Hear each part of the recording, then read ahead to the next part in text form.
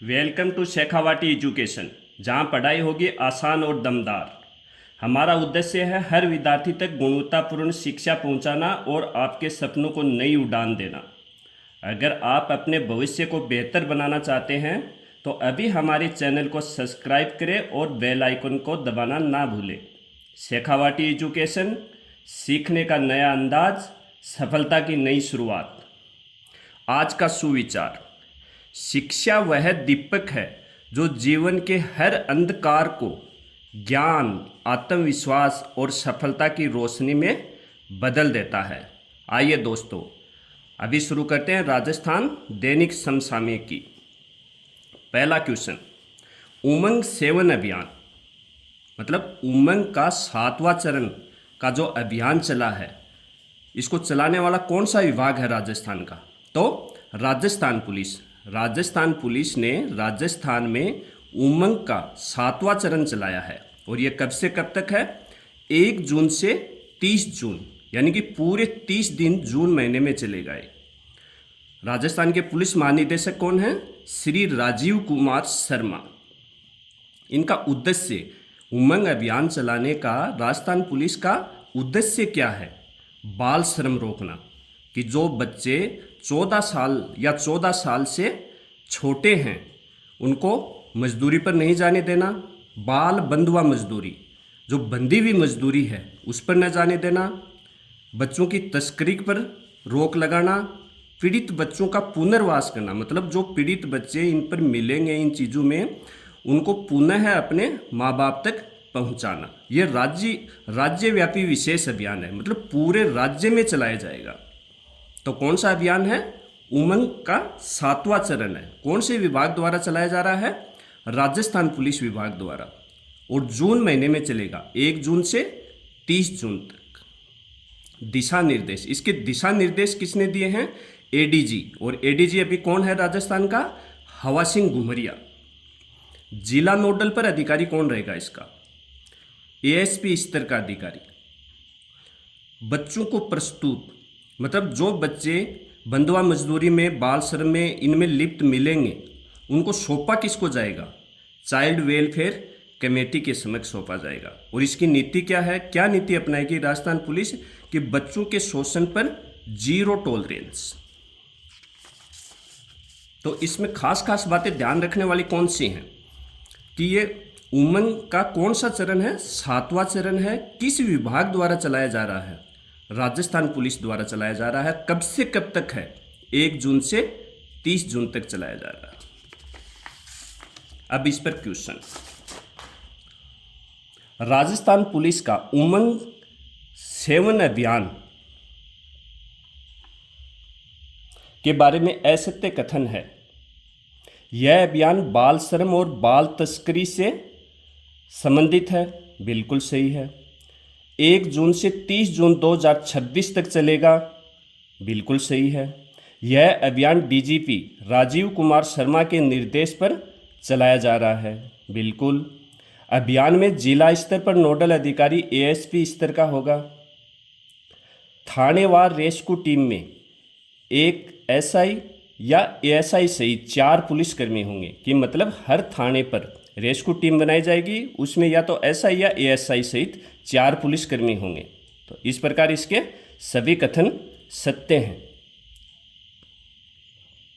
इस अभियान में 14 साल से कम का बालक प्रतिबंधित है। आगे, आरपीएससी आरएस भर्ती 2026। आरपीएससी ने आरएस की भर्ती का नोटिफिकेशन जारी कर दिया है। इसमें कुल पद कितने हैं? 607। 607 में से राज्य सेवा के पद कितने हैं?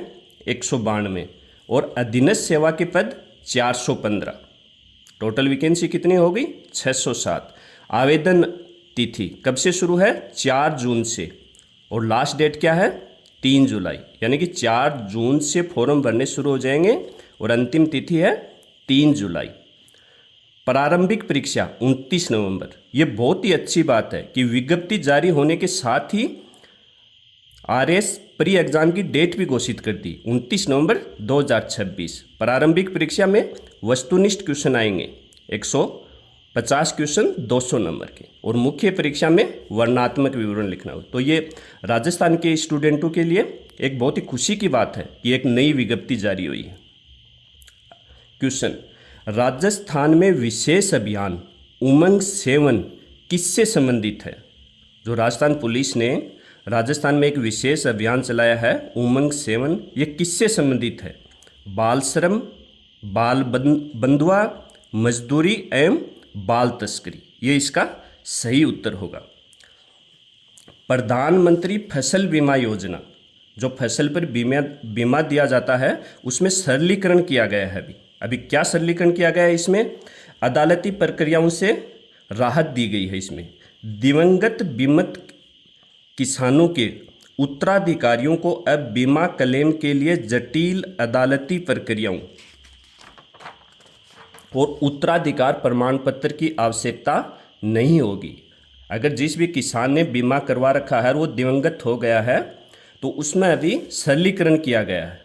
मनोनयन होने पर यदि किसान ने किसी सदस्य को नामांकित किया है तो क्लेम राशि का भुगतान तत्काल किया जाएगा। अगर बीमा क्लेम करते समय अगर किसान ने अपना नॉमिनी बनाया है तो वो दिवंगत होते ही उसके अकाउंट में तुरंत पैसे आ जाएंगे। अगर नॉमिनी नहीं भी बनाया है, मनोनयन न होने पर परिवार के सभी सदस्यों की सहमति से मात्र 50 रुपये के स्टाम्प पर दिए गए शपथ पत्र एफिडेविट के आधार पर क्लेम राशि सीधे नामांकित सदस्य के बैंक खाते में जमा होगी। वर्तमान में कृषि आयुक्त कौन है? श्री नरेश कुमार गोयल। तो इसका क्या मतलब हुआ कि जो प्रधानमंत्री फसल बीमा योजना है, इसमें जो भी दिवंगत बीमित किसान होगा उसको या तो उसने मनोनयन कर रखा होगा, अपना नामांकित नॉमिनी बना रखा होगा, उसके अकाउंट में पैसे आ जाएंगे। अगर नए भी बना रखा है तो उसके परिवार के सभी सदस्यों द्वारा एक 50 रुपये का एफिडेविट दिया जाएगा और जिस भी सदस्य को मनोनयन करेंगे उसी के अकाउंट में सीधे पैसे आ जाएंगे। और वर्तमान में कृषि आयुक्त कौन है? श्री नरेश कुमार गोयल। अगला, ऊर्जा एवं विद्युत ढांचा विकास कि राजस्थान में ऊर्जा की क्या स्थिति है? डे टाइम पावर लक्ष्य राज्य सरकार ने वर्ष 2027 तक किसानों को दिन के समय निर्बाध बिजली देने का लक्ष्य रखा है। मतलब राज्य सरकार ने क्या लक्ष्य रखा कि 2027 तक राजस्थान के सभी किसानों को डे टाइम पर ही लाइट दी जाएगी। नाइट में किसानों को लाइट नहीं दी जाएगी ताकि सर्दी के मौसम में उन्हें दिक्कत ना आए। बुनियादी ढांचा विचार, इस लक्ष्य को पूरा करने के लिए राज्य में 444 नए सब स्टेशन स्थापित किए जाएंगे कि दिन में ही 3 फेस लाइट देने के लिए 444 नए सब स्टेशन स्थापित किए जाएंगे। सौर ऊर्जा क्षमता, प्रदेश में सौर ऊर्जा संयंत्रों से वर्तमान में 7,376 मेगावाट बिजली का उत्पादन हो रहा है और सौर ऊर्जा में राजस्थान देश का अग्रणी राज्यों में गिनती आता है। शिकायतों में कमी, तकनीकी सुधारों और प्रभावी मॉनिटरिंग से इस वर्ष बिजली संबंधी शिकायतों में 41,000 की कमी आई। अगला क्वेश्चन, स्वास्थ्य एवं मलेरिया उन्मूलन अभियान विशेष अभियान आगामी जून माह को पूरे प्रदेश में एंटी मलेरिया माह के रूप में मनाया जाएगा कि जून महीने को एंटी मलेरिया माह के रूप में मनाया जाएगा। विभाग प्रमुख वर्तमान में चिकित्सा व स्वास्थ्य मंत्री कौन है? श्री गजेंद्र सिंह खींवसर है। उन्मूलन लक्ष्य, क्या लक्ष्य रखा गया है इसमें? राजस्थान सरकार ने वर्ष 2030 तक प्रदेश से मलेरिया को पूरी तरह समाप्त करने का लक्ष्य रखा है कि राजस्थान से 2030 तक मलेरिया को पूरी तरह समाप्त कर दिया जाएगा, ये लक्ष्य रखा गया है इसमें। हैचरीज क्रियाशील पखवाड़ा, यह विशेष रोकथाम 16 से 30 जून तक संचालित किया जाएगा, जबकि एंटी मलेरिया पूरे माह मनाया जाएगा जून में, जबकि हैचरीज क्रियाशील पखवाड़ा कितने दिन का होता है? 15 दिन का। तो ये कब से कब तक है? 16 जून से 30 जून तक संचालित किया जाएगा। जैविक नियंत्रण मच्छरों के पनपने पर रोक लगाने के लिए जल भराव वाले स्थानों पर गंबूसिया मछलियां छोड़ी जाएंगी, कि जहां भी जल भराव होता है उन स्थानों पर पानी के अंदर मछलियां छोड़ी जाएंगी, और उस मछली का नाम क्या है? गंबूसिया मछली। हाई रिस्क प्रोटोकॉल, मतलब हाई रिस्क पर कौन से स्थान है? जैसे जनजातीय, सीमावर्ती और हाई रिस्क क्षेत्रों में विशेष निगरानी रखी जाएगी। मतलब जनजातीय क्षेत्रों में, सीमावर्ती इलाके में विशेष निगरानी रखी जाएगी, और कोई भी पॉजिटिव केस मिलने पर आसपास के 100 घरों में तत्काल सर्वे और एंटी लार्वा गतिविधियां चलाई जाएंगी। मतलब 100 घरों में पूरा सर्वे किया जाएगा, जैसे कोरोना में किया जाता था वैसे। अब इस पर क्वेश्चन देखो। स्वास्थ्य एवं मलेरिया उन्मूलन अभियान के बारे में असत्य कथन है। विशेष अभियान में जून माह में पूरे प्रदेश में एंटी मलेरिया माह के रूप में मनाया जाएगा। बिल्कुल पूरे माह में ही मनाया जाएगा। चिकित्सा व स्वास्थ्य मंत्री श्री गजेंद्र सिंह खींवसर है। बिल्कुल उन्मूलन लक्ष्य 2030 का रखा है कि राजस्थान के अंदर 2030 तक मलेरिया को समाप्त कर दिया जाएगा। हैचरीज क्रियाशील पखवाड़ा 16 से 30 जून तक। जो पखवाड़ा कितने दिन का होता है? 15 दिन का। और ये हैचरीज क्रियाशील पखवाड़ा कब से कब तक है? 16 से 30 जून तक। बिल्कुल सही है। जैविक नियंत्रण जल भराव वाले स्थानों पर गंबूसिया मछलियाँ छोड़ी जाएंगी। बिल्कुल। हाई रिस्क प्रोटोकॉल जनजातीय सीमावर्ती क्षेत्रों में। बिल्कुल सभी कथन इसके सही हैं। सड़क अवसंरचना विकास। राजस्थान सरकार ने बजट 2026-27 की घोषणाओं को धरातल पर उतारते हुए 77 सड़क निर्माण व उन्नयन कार्यों को मंजूरी दी है। मतलब राजस्थान सरकार ने जो अपना बजट था 2026-27 का फरवरी में घोषित हुआ था, उसमें घोषणा की थी, और अब उनको धरातल पर उतारते हुए 77 सड़क निर्माण व उन्नयन कार्यों को मंजूरी दे दी है राजस्थान सरकार ने। बजट में इसकी घोषणा की थी, अभी इसको मंजूरी दी। अब इस पर टोटल रुपए खर्च कितने किए जाएंगे? 676.74 रुपये खर्च किए जाएंगे। 33 से अधिक जिलों में सड़क संपर्क बेहतर होगा। वर्तमान में राजस्थान में कितने ज़िले हैं? 41 ज़िले हैं, और ये कितने ज़िलों में लागू होगी? 33 ज़िलों में होगी। कार्यों में राज्य राजमार्ग, जिला सड़कें एवं ग्रामीण सड़कें शामिल हैं। मतलब राष्ट्रीय राजमार्ग इसमें शामिल नहीं है। विशेष ध्यान रखने वाली बात है। राज्य राजमार्ग हैं, जिला सड़कें और ग्रामीण सड़कें हैं। नेशनल हाईवे इसमें नहीं है। अभी इसी पर क्वेश्चन। सड़क अवसंरचना विकास के बारे में असत्य कथन है। राजस्थान सरकार ने बजट 2026-27 की घोषणाओं में से 77 सड़क निर्माण व उन्नयन कार्यों को मंजूरी दी है। बिल्कुल मंजूरी दी है। बजट में घोषणा की थी, अभी मंजूरी दे दी। इस परियोजना पर 676.74 करोड़ रुपए खर्च किए जाएंगे। बिल्कुल यह कार्य 33 जिलों में किया जाएगा। 41 जिले हैं टोटल, और 33 जिलों में किया जाएगा। और कार्यों में राज्य राजमार्ग, जिला सड़कें और ग्रामीण सड़कें शामिल हैं। नेशनल हाईवे इसमें शामिल नहीं है, खास ध्यान रखना है। सभी कथन सत्य हैं। बिल्कुल सभी कथन इसके सत्य हैं। राजस्थान संपर्क हेल्पलाइन। राजस्थान संपर्क हेल्पलाइन नंबर कितने हैं? 181। मुख्यमंत्री श्री भजन लाल शर्मा ने स्वयं हेल्पलाइन 181 पर आमजन की शिकायतें सुनी हैं। मतलब बिजली से संबंधित, पेयजल से संबंधित, भू पट्टे से संबंधित आमजन जो भी फ़ोन करते हैं इन समस्याओं से संबंधित, वो 181 नंबर पर करते हैं। और ये समस्याएं आज किसने सुनी हैं? मुख्यमंत्री श्री भजन लाल शर्मा ने। शिकायतों की प्रभावी मॉनिटरिंग और समयबद्ध निस्तारण पर मुख्यमंत्री ने जोर दिया। तो अब इस पर क्या क्वेश्चन पूछ सकते हैं कि आमजन की शिकायतों के लिए राजस्थान संपर्क हेल्पलाइन नंबर कितने हैं? तो कितने हैं? 181। अब मुख्यमंत्री ने सरस डेयरी का भी दौरा किया। सरस एवं ग्रामीण अर्थव्यवस्था। मुख्यमंत्री ने सरस पार्लर का दौरा कर स्थानीय उत्पादों को बढ़ावा देने का संदेश दिया। किसको बढ़ावा देने का संदेश दिया? कि स्थानीय उत्पादों को बढ़ावा दो। डेयरी क्षेत्र को ग्रामीण अर्थव्यवस्था और सहकारिता की रीढ़ बताया। ये बहुत मोस्ट है।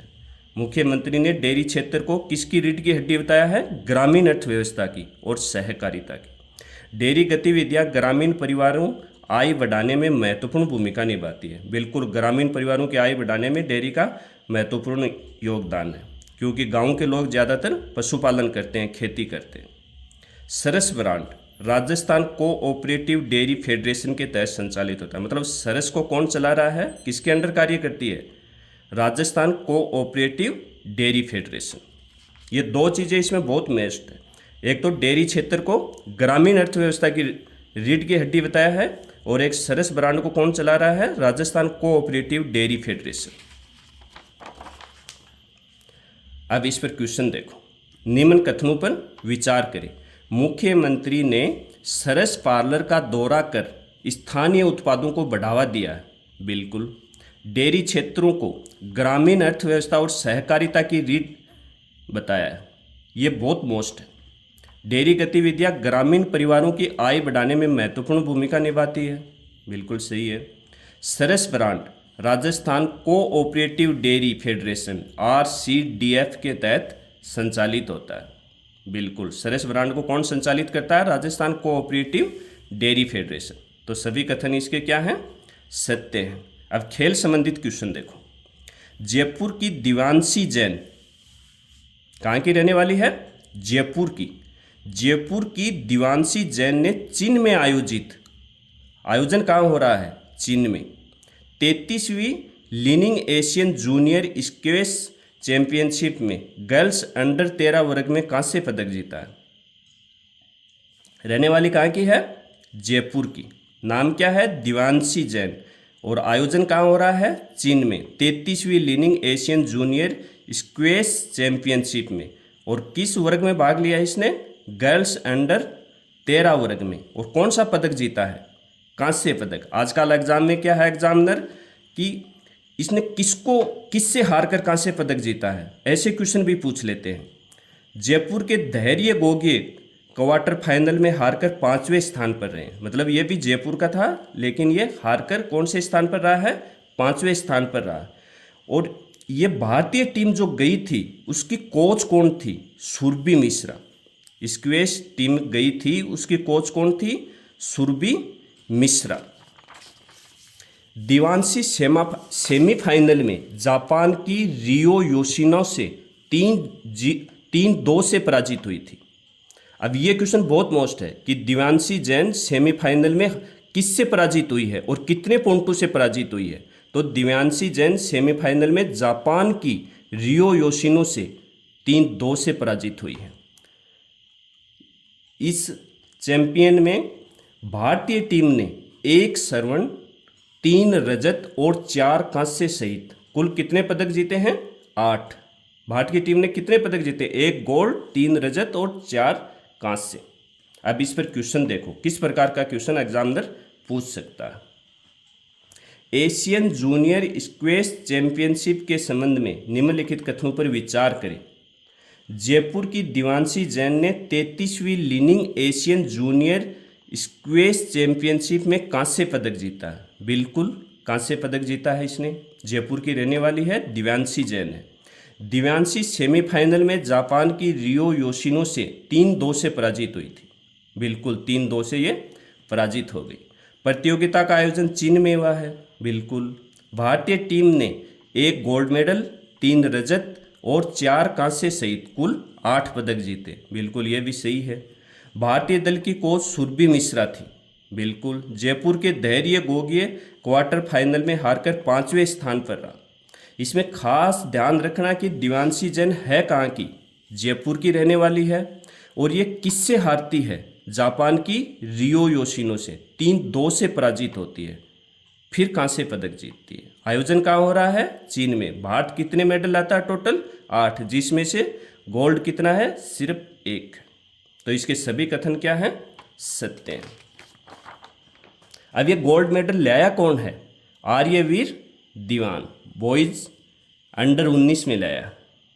राजस्थान क्रिकेट एसोसिएशन द्वारा क्रिकेट ग्राउंड एवं आधुनिक संयुक्त स्टेडियम विकसित करने की योजना की शुरुआत किन स्थानों से की गई है? तो उदयपुर के कानपुर खेड़ा एवं जयपुर के चौप क्षेत्र में। ये जयपुर का चौप क्षेत्र है, यहाँ पर विश्व का 3रा सबसे बड़ा स्टेडियम बन रहा है, जो वेदांता कंपनी के मालिक अनिल अग्रवाल द्वारा इसको पैसे भेंट किए गए। इन्हीं के नाम से ये स्टेडियम बन रहा है।